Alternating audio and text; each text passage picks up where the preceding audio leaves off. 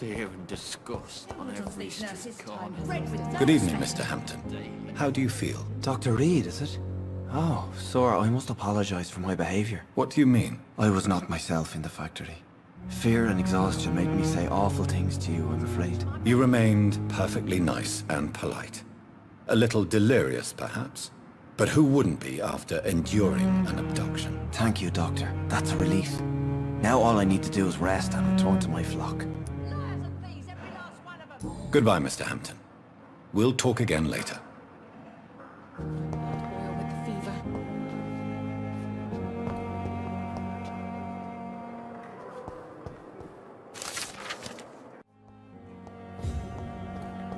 Fear and disgust on every street corner.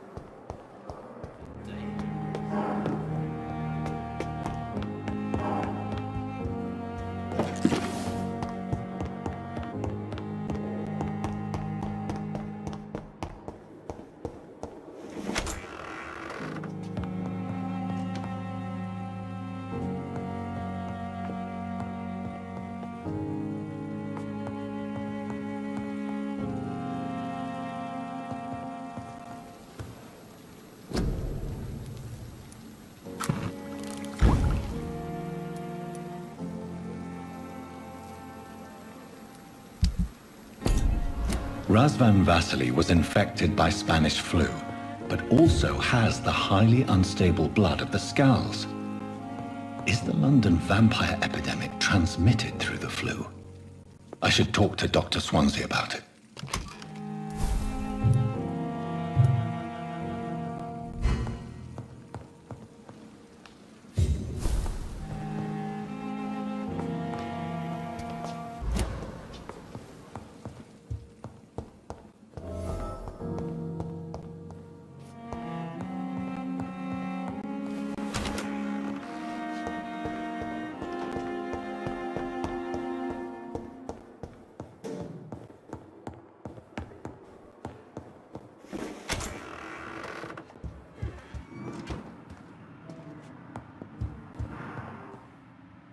Evening, Edgar. Could I get your professional opinion?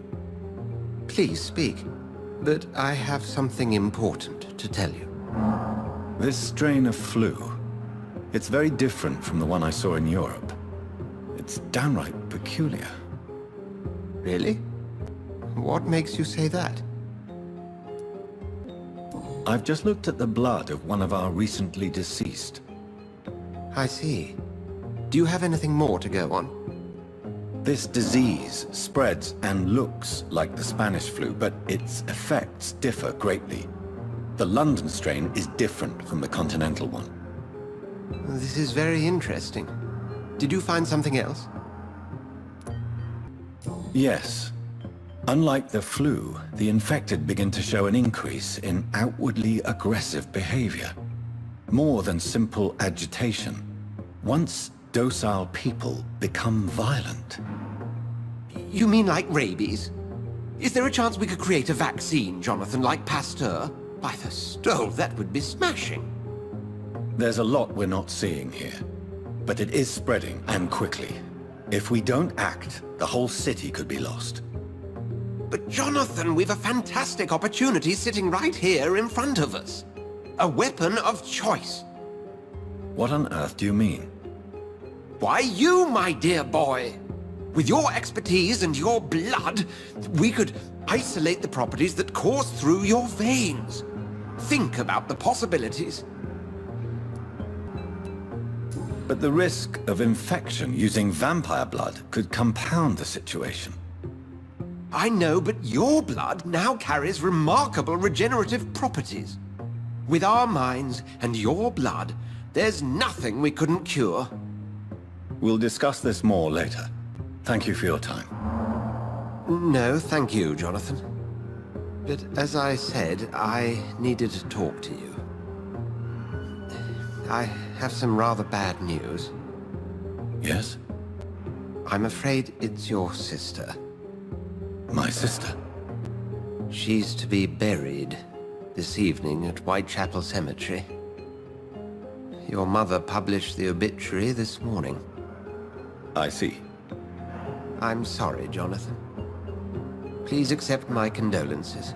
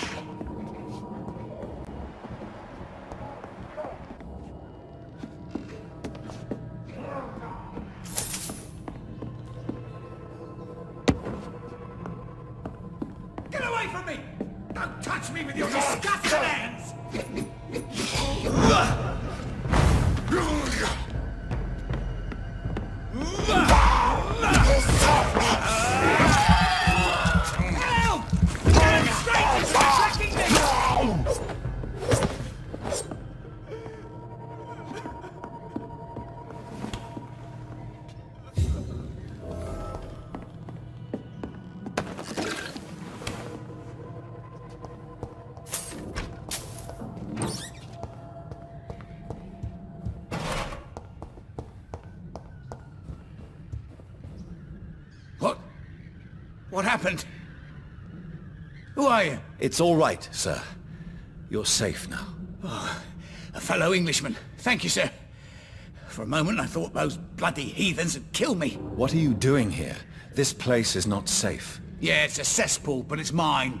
I came to collect some overdue rent, but those who still live here have gone completely bonkers. You're very lucky to be alive. Yeah, filthy immigrants. Fucking savages, every one of them. And now with this bloody fever, they're just animals. You can find safety of sorts in Whitechapel. If you're quick and cautious, you'll be able to avoid the savages.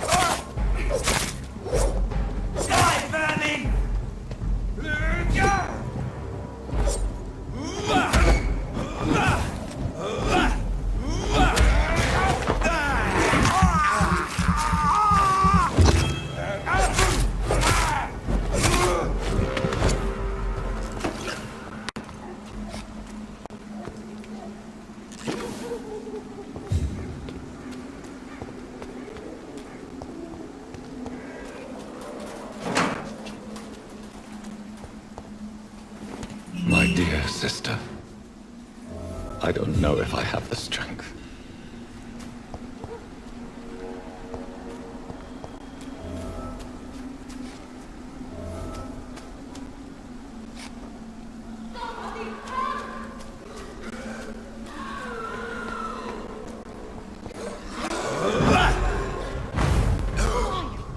What do you want?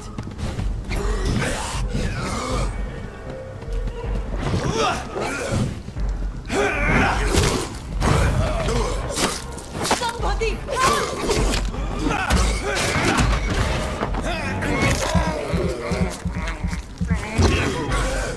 What do you want?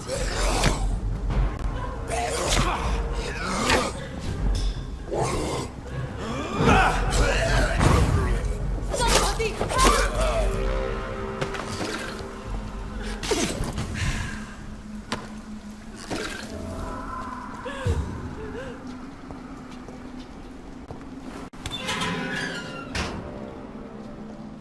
Are you all right, miss? I don't know. Who were those people? They wanted to kill me. Why? They've lost their minds in the epidemic. They won't come back for now. You seem to know a lot about them, sir. I'm Dr. Jonathan Reid. I'm investigating this disease. I am Xiaoxun. Thank you so much for helping me, Mr. Reid. I must go to the cemetery now. Goodbye.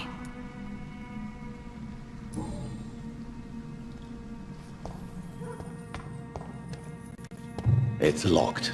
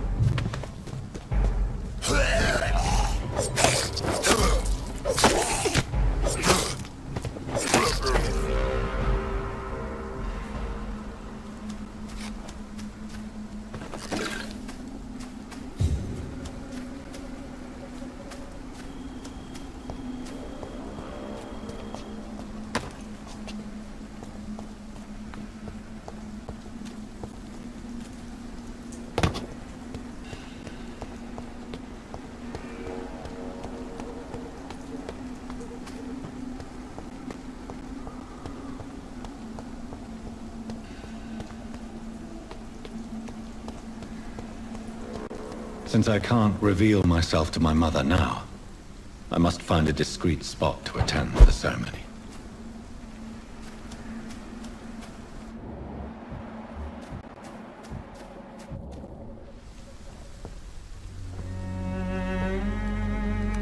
I am the resurrection and the life.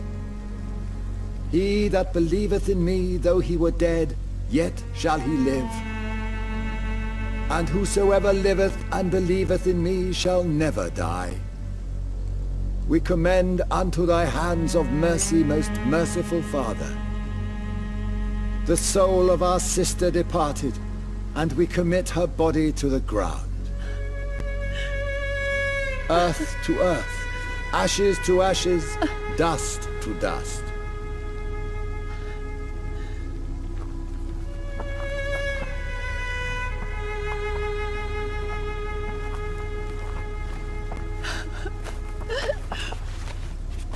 Why kill my Mary and stick her here in this cold, god-awful place? These are the legal requirements for the epidemic, madam. Oh, Avery, I feel so tired. Please take me home. Yes, madam.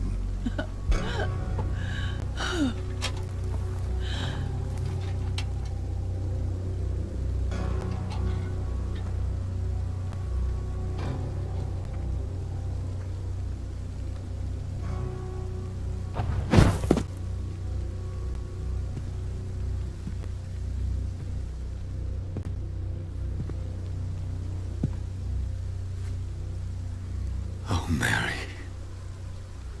What have I done?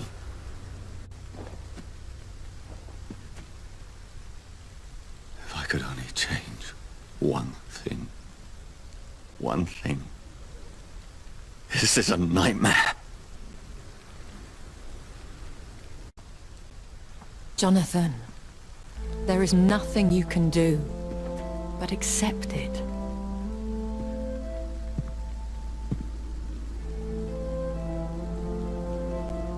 What brings you here? I thought you could use the company. I am so sorry for your loss, Jonathan. She was a good person. Vibrant, full of life. She was kindness incarnate, my Mary. You're a good person, Jonathan. And a young Ekon. A newborn cast into the night without so much as a candle to guide your way. She had been scouring the most dangerous parts of London in search of me. And it led to her death. Jonathan, don't. I still hear her last thoughts. They echo in my head.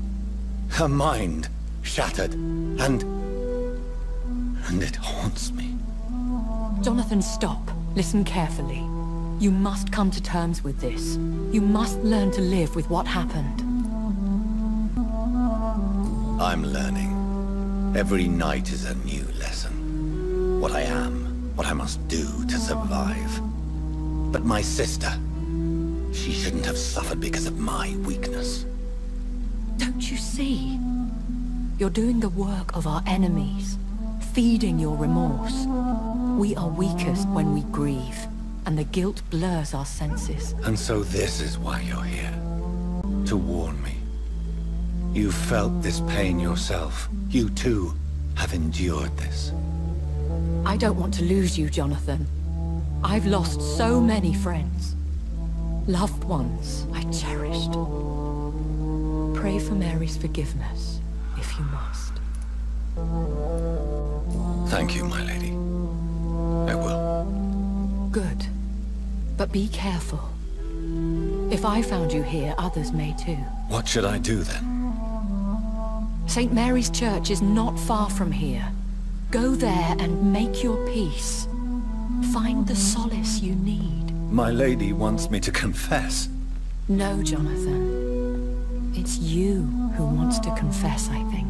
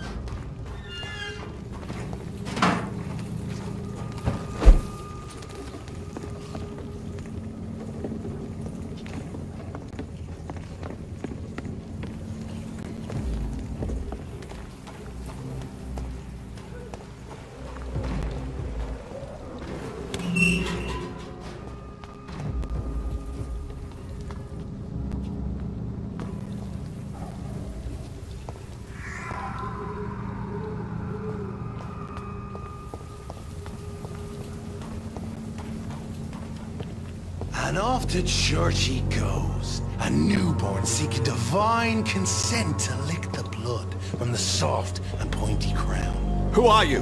Make yourself known. Newborn, you reek of guilt and pointless compassion. Shed your skin, forget your old weaker self. What do you want from me?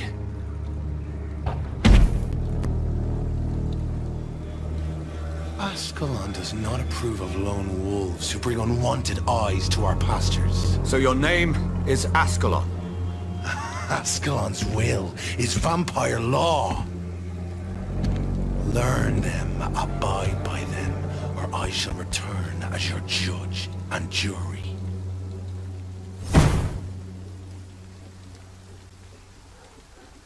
These immortals try my patience with their plans and unsolicited counsel.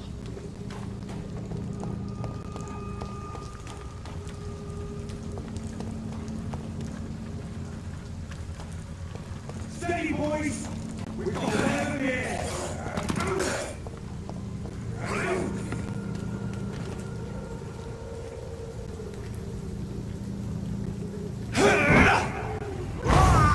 Over there!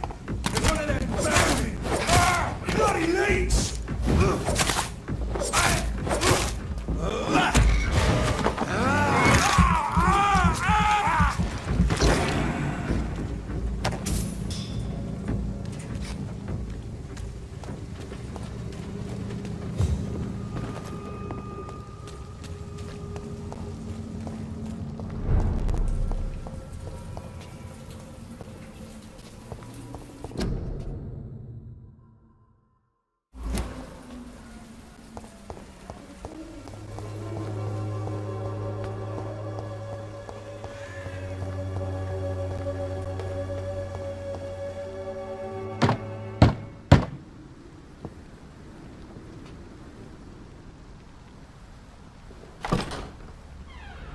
Yes?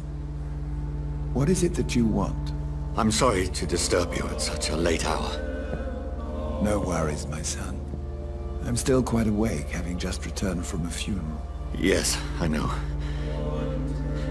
I've forgotten what I wanted. I don't know.